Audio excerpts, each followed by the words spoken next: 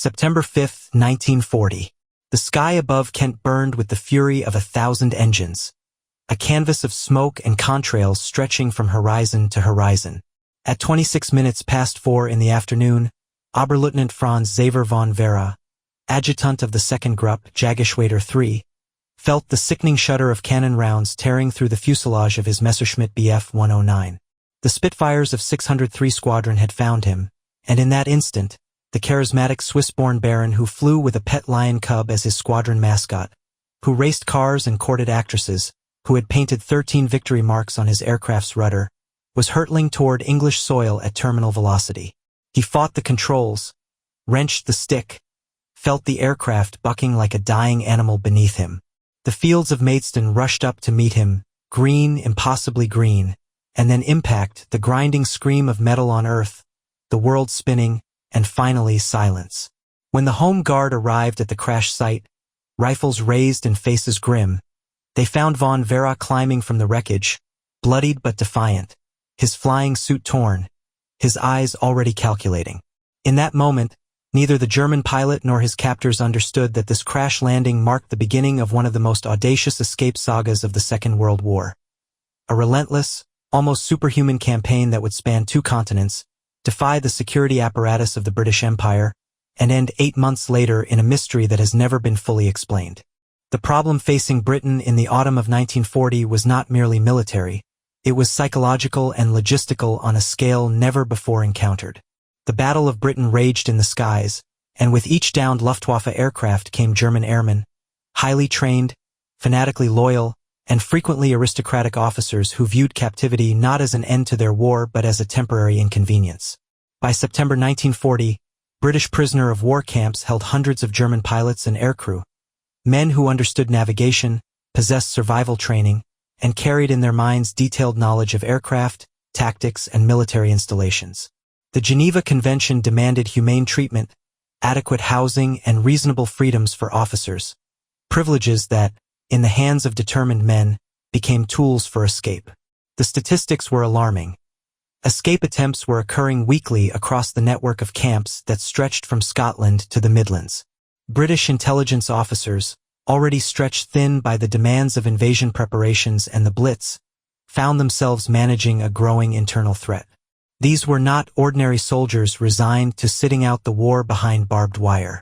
These were predators temporarily caged, and men like Franz von Werra embodied the most dangerous breed of all, those who possessed not only the skill and courage to attempt escape but the pathological refusal to accept defeat.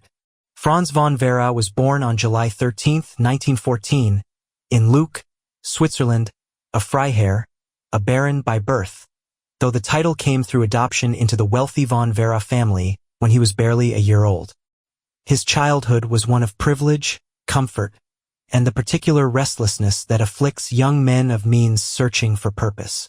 In 1936, at the age of 22, he found that purpose in the Luftwaffe, the gleaming new air force of the Third Reich, where his natural talent as a pilot combined with his extroverted personality to make him a standout.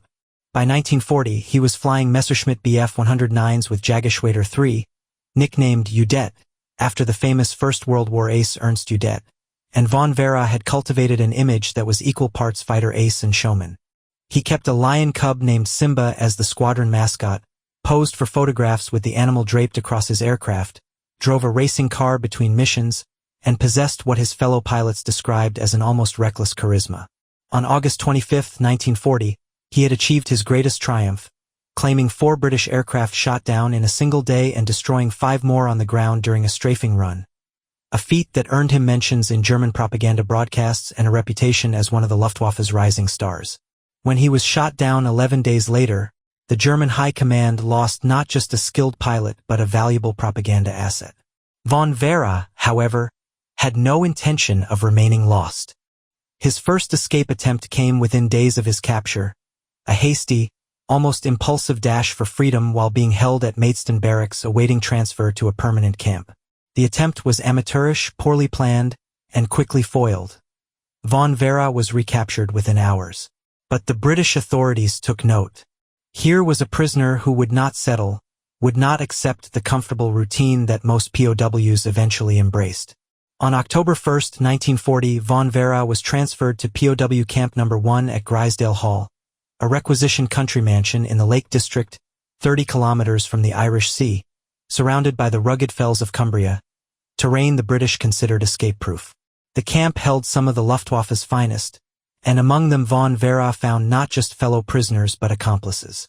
Within days of his arrival, he had devised a plan, a solo escape that would capitalize on the one weakness in Grizedale's security: the afternoon route marches that prisoners were permitted for exercise. On October 7, 1940, at precisely 2 o'clock in the afternoon, von Werra and 23 other German officers departed the camp gates for their scheduled walk, escorted by 1 British officer, 2 sergeants, and 7 armed guards. The timing had been carefully arranged. Hauptmann Pohl, the senior German officer, had persuaded the British commandant to change the walk time from morning to afternoon, ostensibly to avoid conflicts with educational classes, but in reality to give von Werra less daylight for the pursuit that would inevitably follow his break. The landscape of the Lake District in October is unforgiving. Cold, wet, the fells shrouded in mist, the valleys treacherous with hidden bogs and sudden drops. Von Werra waited until the column of prisoners rounded a bend in the path, waited until the mounted guard's attention drifted, and then he simply stepped off the path and walked into the undergrowth. The other prisoners closed ranks, obscuring the gap, and it was several minutes before the guards noticed. By then, von Werra was running, crashing through bracken and gorse, his prison-issue boots slipping on wet stone, his lungs burning. He had no map, no food, no compass, only a vague plan to head west toward the Irish Sea, steal a boat, and sail to neutral Ireland, where he could contact the German embassy and arrange repatriation. It was a plan born of desperation and stunning optimism, and it nearly worked. For 5 days and nights, von Werra evaded one of the largest manhunts Cumbria had ever seen. Police, Home Guard units, and army search parties combed the fells, while RAF spotter planes flew low over the valleys. Local farmers were warned to lock their outbuildings and report any signs of disturbance. Von Werra survived by hiding in sheep shelters, drinking from streams, moving only at night. On October 12, 1940, he was discovered by a search party, utterly exhausted, covered head to foot in mud, attempting to dig a hiding hole in the soft earth near the coast. He surrendered without resistance, his body depleted but his will entirely intact. The punishment was 21 days of solitary confinement in a windowless cell at Grizedale Hall, a period of enforced reflection that would have broken most men. For von Werra, it was planning time. The British authorities, however, had also been reflecting. On November 2, 1940, von Werra was transferred again, this time to Camp 13 at Swanwick in Derbyshire, a transit facility for prisoners awaiting shipment to more permanent camps. The security at Swanwick was theoretically tighter, the regime more austere, but von Werra arrived to find a camp full of fellow airmen equally determined to escape, and together they began work on the most audacious plan yet. They would dig a tunnel from a disused bedroom at the rear of the camp, a classic escape tactic, but one that required months of labor, concealment of dirt, and careful timing. Von Werra, however, had no intention of waiting months. He and 4 other prisoners, including Luftwaffe pilot Manhard Freiherr von Plotz, devised an alternate plan that relied not on stealth but on pure audacity. They would create fake identity documents, alter their uniforms to resemble those of Dutch airmen serving with the RAF. The Netherlands was an occupied nation, but its forces in exile were fighting alongside Britain, and simply walk out during a diversion. They would then make their way to the nearest RAF airfield, steal an aircraft, and fly to occupied Europe. It was a plan so brazen, so reliant on split-second timing and flawless deception, that it bordered on madness. December 20th, 1940. The night was bitterly cold, the sky clear, the stars sharp as broken glass. At approximately 9 o'clock in the evening, the prisoners' choir at Swanwick began their scheduled Christmas carol concert, a tradition the British commandant had approved to boost morale during the holiday season. The voices rose in harmony, "Silent Night, O come all ye faithful," and beneath that cover, von Werra and his 4 companions slipped through a side entrance they had carefully left unlatched during the day. They wore modified uniforms, carried forged papers identifying them as Captain Van Lot and fellow officers of the Royal Dutch Air Force, and moved with the confidence of men who belonged exactly where they were. The diversion worked perfectly. By the time the guards conducted their evening head count and discovered 5 men missing, von Werra's group had already split up and were making their way cross-country toward RAF Hucknall, an active fighter station approximately 25 miles to the north. Von Werra traveled alone, navigating by stars and memory, moving through frozen fields and along hedgerows, his breath steaming in the frigid air. He arrived at the perimeter of RAF Hucknall in the early hours of December 21st, exhausted, freezing, but exhilarated. He could see the silhouettes of aircraft on the flight line, Hawker Hurricanes, the backbone of fighter command, machines he had fought against and now intended to steal. The audacity of what happened next defies easy categorization. It exists in that rare territory where courage and madness become indistinguishable. Von Werra waited until first light, then calmly walked through the main gate of RAF Hucknall, approached the guard post, and presented his forged Dutch identity papers. He explained, in flawless English delivered with a convincing Dutch accent, that he was Captain Van Lot, temporarily stationed at RAF Dice near Aberdeen in Scotland, and that he required transport back to his unit. The guard, accustomed to the constant movement of Allied personnel during wartime, waved him through. Von Werra walked across the airfield as dawn broke, his heart hammering, his face composed, and approached the operations building where the squadron leader on duty was coordinating the morning's flight schedule. He repeated his story, adding that he was anxious to return to his squadron as quickly as possible. The squadron leader, a meticulous officer named W.H. Cole, listened politely, but something in von Werra's manner triggered suspicion. Perhaps it was the slight oddness of his uniform, perhaps the fact that his papers seemed too clean, too new. Squadron leader Cole excused himself and placed a telephone call to RAF Dice to verify the presence of a Captain Van Lot. While he waited for the connection, he asked von Werra to remove his identity disc for inspection. Von Werra reached for the disc hanging around his neck, a carefully crafted forgery made from carved wood and metal scraps, and to his horror felt that it had partially melted from his body heat, the glue and wax softening to a sticky, incriminating mess. Without hesitation, von Werra asked to use the lavatory, was granted permission, and then bolted. He ran across the airfield in broad daylight, a solitary figure in an ill-fitting uniform sprinting toward the flight line where a Hawker Hurricane sat with its engine cowling open, a mechanic performing routine maintenance.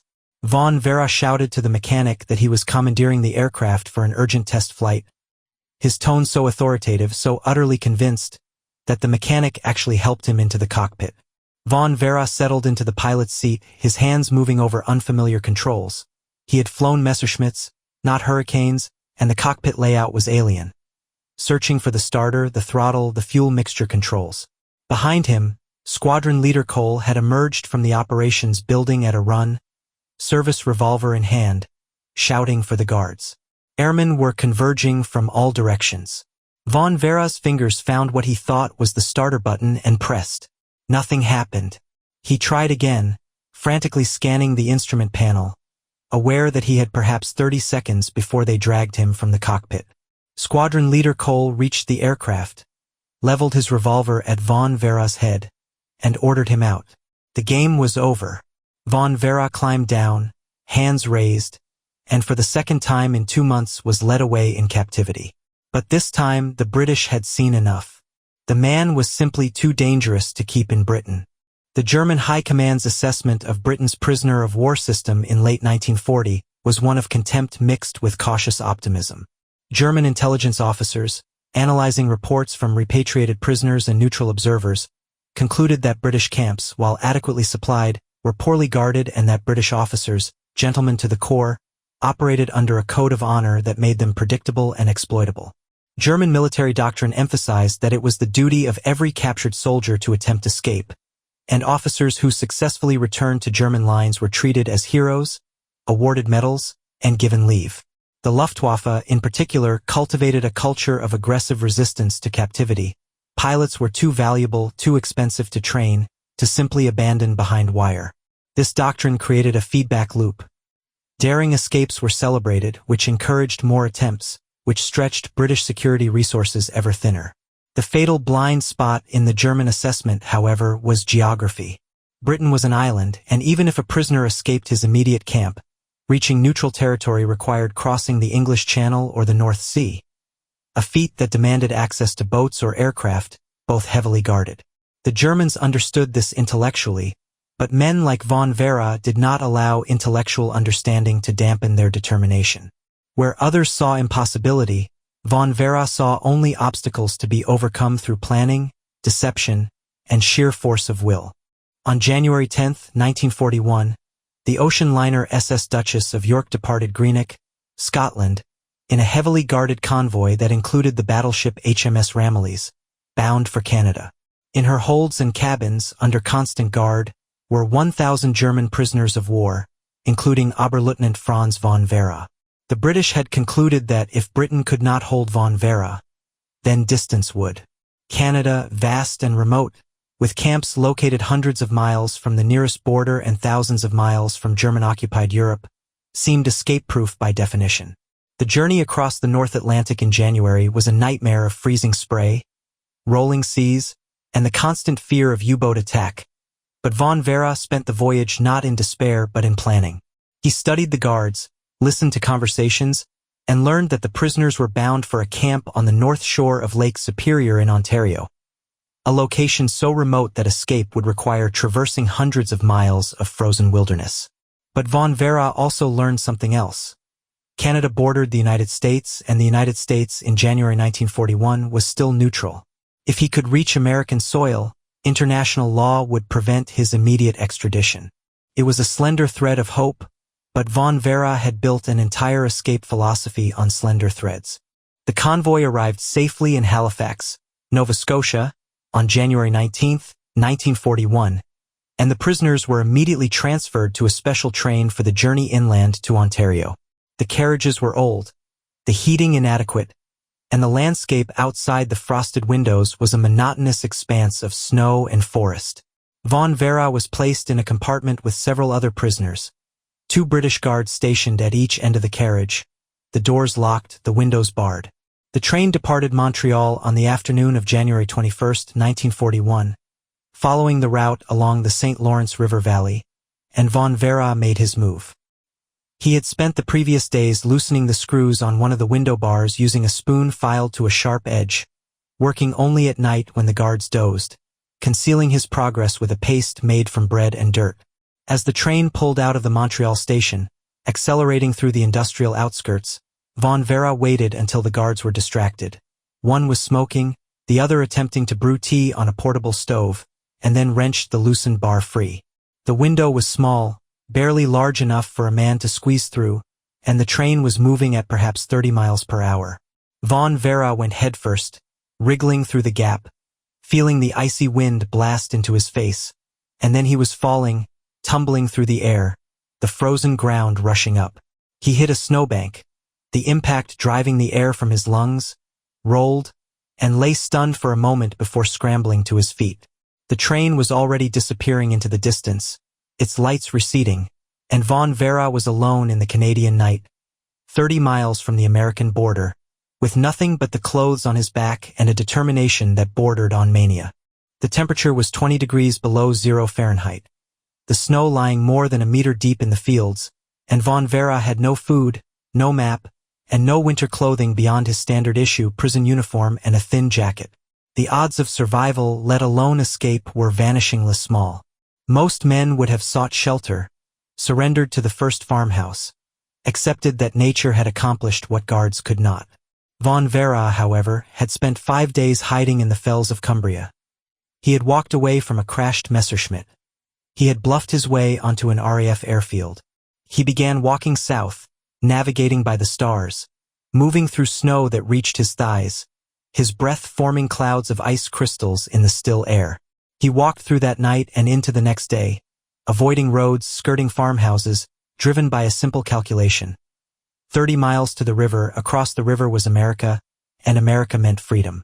On the afternoon of January 22nd, he reached the outskirts of Smiths Falls, Ontario, a small town on the Rideau Canal system, and from a vantage point on a hillside he could see, in the distance, the frozen expanse of the St. Lawrence River. It was perhaps a mile wide at this point, the ice appearing solid but treacherous. pressure ridges, open water channels, and the constant danger of breaking through into the lethal current beneath. Von Werra rested for several hours in an abandoned barn, eating handfuls of snow to quench his thirst, and then as darkness fell on January 23rd, he began the crossing. The ice groaned and cracked beneath his feet, each step a gamble, the wind cutting through his inadequate clothing, his hands and feet already numb beyond feeling. Witnesses who later reconstructed his route estimated he walked nearly 2 miles across the frozen river, detouring around sections of open water, crawling across sections where the ice was thin, moving with a kind of mechanical determination that suggested he was beyond rational thought, operating on pure survival instinct. He reached the American shore sometime after midnight on January 24, 1941, dragged himself up the bank, and collapsed in a stand of trees. When he woke, it was dawn, and he was still alive. He staggered into the town of Ogdensburg, New York, and walked directly into the local police station. He identified himself as Oberleutnant Franz von Werra of the German Luftwaffe, explained that he was a prisoner of war who had escaped from Canadian custody, and politely requested to speak with the German consulate. The desk sergeant, confronted with a half-frozen, wild-eyed German pilot, did the only thing he could think of. He arrested von Werra for illegal entry into the United States. What followed was a diplomatic and legal circus that captivated the American press for weeks. Von Werra was charged with entering the country without proper documentation, a misdemeanor that carried a small fine. The German consulate in New York immediately dispatched a representative who paid von Werra's bail, $5,000, an enormous sum, and took him into protective custody at the consulate. The Canadian government, furious at the escape and under pressure from the British, demanded immediate extradition. The American government, anxious to maintain its precarious neutrality, stalled. Von Werra, meanwhile, became a media sensation. He gave interviews to the New York papers, spinning a highly embellished version of his escape that made him sound like a cross between Errol Flynn and Houdini. He was photographed in restaurants, attended parties at the German consulate, and generally behaved as though he were on holiday rather than facing potential return to captivity. Behind the scenes, however, the German diplomatic corps was working frantically to extract him before American legal proceedings could run their course. On February 2, 1941, while the extradition hearings were still ongoing, von Werra simply disappeared from New York. German intelligence had arranged for him to be smuggled across the Mexican border, a journey that took him by car through Texas and into Ciudad Juarez. From Mexico, he traveled by a circuitous route, first to Peru, then to Rio de Janeiro in Brazil, where German agents obtained false documentation identifying him as a Dutch merchant sailor. From Rio, he flew to Barcelona in fascist Spain, then on to Rome, and finally, on April 18, 1941, he crossed into Germany. The reception was extraordinary. Propaganda Minister Joseph Goebbels had ensured that every detail of von Werra's journey was ready for exploitation. The pilot who had defied the British Empire, who had crossed an ocean and a continent, who had escaped not once but 3 times and succeeded on the 4th attempt. This was precisely the hero narrative the Nazi regime craved. Von Werra was flown to Berlin, granted an audience with Adolf Hitler, and awarded the Knight's Cross of the Iron Cross, one of Germany's highest military honors. He was promoted to Hauptmann and given command of the 1st Gruppe of Jagdgeschwader 53, based initially on the Eastern Front and later relocated to the Netherlands. Newsreels showed him climbing from his aircraft, the Knight's Cross gleaming at his throat, his smile confident and careless. The German public, hungry for good news after the stalemate in Britain and the grinding campaigns in North Africa, embraced him. Articles appeared in German newspapers recounting his adventures, often with significant embellishments. In some versions, he fought British soldiers in hand-to-hand combat.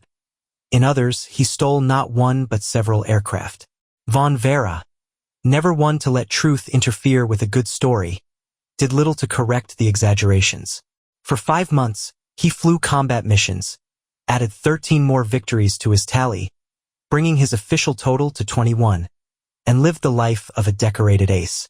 And then, on October 25, 1941, 8 months after his successful escape from Canada, Hauptmann Baron Franz von Werra took off from Vlugplaats Katwijk in the Netherlands on a routine patrol flight and vanished. The official German report was brief and clinical. Engine failure at approximately 1100 hours. Aircraft observed descending rapidly over the North Sea. Impact in the water north of Vlissingen. Pilot presumed dead, body not recovered.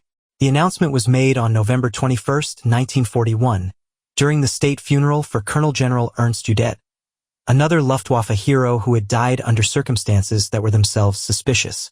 For the German propaganda machine, von Werra's death was an inconvenience, the loss of a valuable symbol, but the war was entering its most desperate phase, with the invasion of the Soviet Union consuming resources and lives at a staggering rate, and one dead pilot, even a famous one, was quickly forgotten.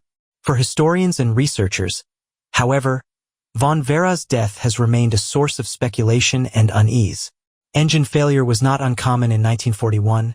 German aircraft maintenance was beginning to suffer from material shortages and overwork, but von Werra was flying a relatively new Messerschmitt Bf 109F4, a reliable machine, and the flight was a routine patrol in good weather over familiar territory. No enemy aircraft were reported in the area. No distress call was received. The aircraft simply descended and disappeared. Recovery efforts in the days following the crash found no wreckage, no oil slick, no debris field, nothing. The North Sea had swallowed Franz von Werra as completely as it had swallowed hundreds of other airmen. But the timing, coming so soon after his return to Germany, his high profile, and the inherent strangeness of his entire story, has led some researchers to ask uncomfortable questions. One theory, advanced by a small number of historians, is that von Werra's death was not an accident but the result of sabotage or assassination. By October 1941, the Nazi regime was beginning to fracture internally, with military leaders increasingly disillusioned by Hitler's strategic blunders and SS officers consolidating power. Von Werra, for all his fame, was not a committed Nazi ideologue. He had joined the Luftwaffe for adventure and glory, not political conviction, and there is evidence that he chafed under the increasingly rigid control the party exerted over military affairs. Some researchers point to the fact that von Werra's lion cub mascot, Simba, had been a source of irritation for senior Luftwaffe officers who viewed it as undignified, and that von Werra's showmanship and self-promotion were seen by some as un-Germanic and individualistic. Could such resentments have escalated to murder? The evidence is thin, circumstantial at best, and most serious historians dismiss the theory as conspiracy-mongering. A more prosaic explanation is that von Werra, who had always flown with a kind of aggressive recklessness, simply pushed his aircraft too hard, suffered a mechanical failure, and went down before he could react. Engine failures in Bf 109s were often catastrophic. The inverted V-12 Daimler-Benz engine was powerful but temperamental, and a thrown connecting rod or failed fuel pump could render the aircraft unflyable in seconds. Over water, with no possibility of a controlled landing, a pilot's survival depended on successfully bailing out and inflating his life vest. And in October the North Sea was lethally cold, hypothermia could kill in minutes. If von Werra was knocked unconscious in the initial impact, or if his parachute failed to deploy, his death would have been swift and certain. Another theory, one that persists in popular culture and is occasionally revived by amateur researchers, is that von Werra faked his own death and successfully escaped a second time. According to this narrative, von Werra had become disillusioned with the Nazi regime after witnessing the brutality of the Eastern Front, and he staged his disappearance to defect to the Allies or flee to a neutral country. Proponents of this theory point to the lack of physical evidence, no body, no wreckage, and suggest that von Werra, who had already demonstrated a genius for deception and escape, could have arranged for a false flight plan, parachuted into the sea near a prearranged rendezvous point, and been picked up by a neutral fishing vessel or even by Allied agents. The theory is seductive, fitting neatly with von Werra's mythology as the ultimate escape artist, but it collapses under scrutiny. There is no evidence whatsoever that von Werra made contact with Allied intelligence, no documentation of any defection attempt, and no credible sightings of him after October 25, 1941. Furthermore, the logistics of staging such an escape would have required extensive planning, accomplices, and resources that von Werra, for all his audacity, simply did not have. The Luftwaffe tracked its pilots meticulously. Aircraft departures and returns were logged by multiple personnel, and any prolonged absence would have triggered an immediate investigation. The romantic notion of von Werra living out his days under an assumed name in Argentina or Switzerland belongs to fiction, not history. The most likely explanation, supported by the available evidence and the testimony of von Werra's fellow pilots, is that his death was exactly what it appeared to be. A tragic accident that claimed a skilled but ultimately mortal airman. Several of von Werra's squadron mates later recalled that he had been displaying signs of stress and exhaustion in the weeks before his final flight. The Eastern Front had been a meat grinder, with Luftwaffe units flying multiple sorties per day against overwhelming Soviet numbers, and even elite pilots were buckling under the strain. Von Werra had scored 13 victories in Russia, a significant number, but he had also witnessed the deaths of friends and comrades, had seen German ground forces stalled and bleeding in the vastness of the Soviet landscape, and had returned to the Netherlands in September 1941 for what was supposed to be a rest and refit period. Rest, however, was relative. The Luftwaffe was stretched desperately thin, and even units pulled from the front lines were expected to maintain readiness and conduct regular patrols. Von Werra, who had always thrived on action and attention, may have found the routine patrols over the North Sea stultifying after the intensity of combat. There are suggestions in some accounts that he was flying more aggressively than necessary, taking risks, perhaps seeking the adrenaline rush that had defined his life. On October 25th, that approach may have finally caught up with him. The impact of von Werra's escapes on Allied prisoner of war policy was immediate and profound. Within weeks of his successful flight from Canada, a comprehensive review of security procedures was initiated across the entire camp system. The changes were sweeping. Prisoner transfers were conducted under heavier guard, trains carrying POWs had their windows permanently barred and reinforced, and high-risk prisoners, defined as those with multiple escape attempts, were segregated into special facilities with enhanced security. Camp commandants were issued new directives emphasizing vigilance over gentlemanly conduct, and the cozy relationship that had sometimes developed between British officers and their aristocratic German counterparts was replaced with a more suspicious, adversarial dynamic. In Canada, the embarrassment of von Werra's escape triggered a political crisis. Questions were asked in Parliament about how a single prisoner could evade a manhunt, cross a major river in winter, and reach the United States. The Canadian military authorities responded by moving camps further from the border, increasing guard numbers, and implementing a system of random searches and head counts that made life considerably more difficult for all prisoners. The irony, bitter for the thousands of German POWs who had no intention of escaping, was that von Werra's determination had made captivity harsher for everyone. In Germany, the psychological impact of von Werra's story was exactly what Goebbels had hoped for.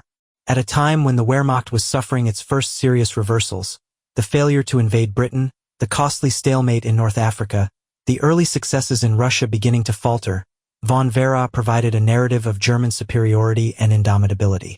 Here was proof that the German fighting man, when properly motivated, could overcome any obstacle, outwit any enemy, and refuse to surrender even when surrounded by thousands of miles of hostile territory. The story was taught in Luftwaffe training schools as an example of the correct attitude toward captivity, and young pilots were encouraged to study von Werra's methods. The unintended consequence, however, was that it raised expectations to an impossible level. Other German POWs, inspired by von Werra's example, attempted increasingly desperate and reckless escapes, many of which ended in injury, death, or severe punishment. The most infamous case was the mass breakout from Stalag Luft 3 in March 1944, the Great Escape, which resulted in 76 Allied airmen escaping through a tunnel, 50 of whom were subsequently executed by the Gestapo on Hitler's direct orders. The episode demonstrated that escape, while celebrated in propaganda, carried risks that extended far beyond the individual. For the British intelligence services, von Werra's escapes represented both a failure and a learning opportunity. MI9, the secret organization responsible for assisting Allied POWs and debriefing returned escapees, conducted a detailed study of von Werra's methods and incorporated the lessons into their training programs. British pilots shot down over occupied Europe were taught to observe their captors closely, to look for weaknesses in security routines, to cultivate relationships with prisoners who might assist in an escape, and above all, to never stop looking for opportunities. The techniques von Werra had used, forged documents, disguises, exploitation of guard complacency, became standard elements of escape tradecraft. In a strange way, The German pilot who had caused the British such embarrassment also taught them how to become better escapees themselves. By late 1944, when Allied bomber crews were being shot down over Germany in large numbers, the escape rate from German camps had increased significantly, in part because Allied prisoners had learned from their enemy's best practitioner. The legacy of Franz von Werra extends beyond the immediate military and security implications into the realm of cultural mythology. His story was first told in detail in the 1956 book, The One That Got Away by Kendall Burt and James Leeser, a meticulously researched account based on German military records, interviews with British guards and officials, and von Werra's own dictated memoir, which he had recorded upon returning to Germany. The book was a sensation, selling hundreds of thousands of copies and being translated into multiple languages. What made it particularly notable was its even-handed treatment of both sides. At a time when World War II narratives were still dominated by stark good versus evil frameworks, Burt and Leeser presented von Werra as a complex figure, brave and resourceful but also vain and reckless, a product of his time and culture rather than a cartoon villain. The book was adapted into a film in 1957, starring German actor Hardy Krüger as von Werra, and the film's success introduced the story to an even wider audience. Krüger's portrayal emphasized von Werra's charm and determination while not shying away from his allegiance to a monstrous regime, and the film remains one of the few World War II movies to present a German protagonist sympathetically without whitewashing the broader context of Nazi aggression. In the decades since, von Werra has become a fixture in the canon of World War II escape stories, his name invoked alongside figures like Ari Neve, who escaped from Colditz, and Douglas Bader, the legless RAF pilot who made multiple escape attempts from German camps. What distinguishes von Werra is the sheer audacity of his final successful escape, the distance covered, the obstacles overcome, the geopolitical complexities navigated, and the tragic irony of his death so soon after his triumph. There is a narrative perfection to his story that borders on the novelistic. The charismatic rogue who defies impossible odds, achieves his goal, and then vanishes at the height of his glory, his fate unknown, his end mysterious. It is the stuff of legend, and legends, once established, resist easy deconstruction. Modern historians have attempted to place von Werra within broader contexts: the culture of the Luftwaffe officer corps, the psychology of prisoners of war, the effectiveness of escape as a military tactic, and these analyses reveal a more nuanced picture. Von Werra was not unique in his determination to escape. Hundreds of German and Allied prisoners made similar attempts throughout the war. What set him apart was a combination of timing, luck, geography, and personal charisma. He escaped at a moment when British and Canadian POW systems were still developing their procedures, before the hard lessons of later years had been learned. He possessed flying skills that allowed him to credibly attempt aircraft theft, a language facility that enabled deception, and a background of privilege that gave him confidence when bluffing officers. He was also extraordinarily lucky. The frozen St. Lawrence River could easily have broken beneath his feet. The RAF hurricane could have started and he might have crashed immediately. The American authorities could have returned him to Canada without hesitation. Any of a dozen different outcomes would have left him in captivity or dead, and his name would be forgotten. Instead, the stars aligned and he became immortal. The question that haunts researchers and enthusiasts is not whether von Werra's escapes were impressive. They undeniably were, but what they ultimately accomplished. Did his return to Germany change the outcome of the war? No. His 13 additional victories on the Eastern Front, while significant on a personal level, were a drop in the ocean of the Eastern Front's casualties. Did his escapes weaken the Allied war effort? Marginally, in that they forced reallocation of security resources and caused embarrassment, but the strategic impact was negligible. The true accomplishment, perhaps, was symbolic. Von Werra demonstrated that individual agency mattered, that one man's refusal to accept defeat could, under the right circumstances, achieve the impossible. In an age of total war, where individuals were ground beneath the machinery of industrial slaughter, where strategic decisions were made by distant leaders and executed by millions, the story of a single pilot who simply would not give up retained a powerful appeal.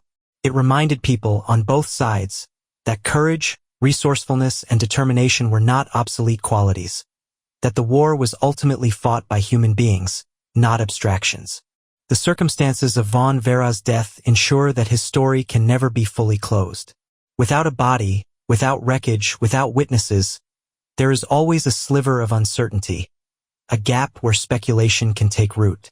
Rational analysis suggests he died as the records indicate: engine failure, crash, drowning, but the absence of physical proof leaves the door open to alternative narratives.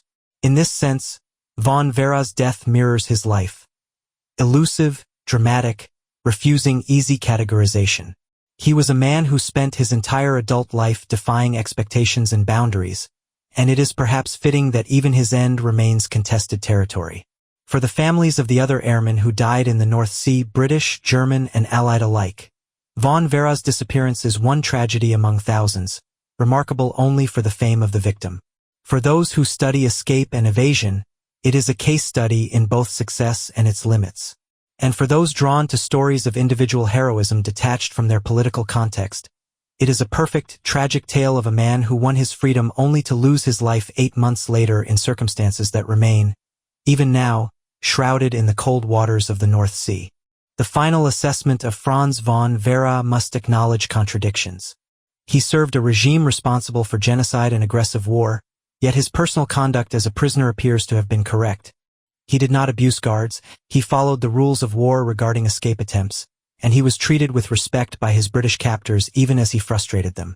He was vain, self-promoting, and reckless, yet also brave, determined, and resourceful. He achieved an escape that military professionals still study as a masterpiece of improvisation and willpower, yet he died in a manner so mundane, mechanical failure that it seems anticlimactic. These contradictions do not diminish his story. They humanize it.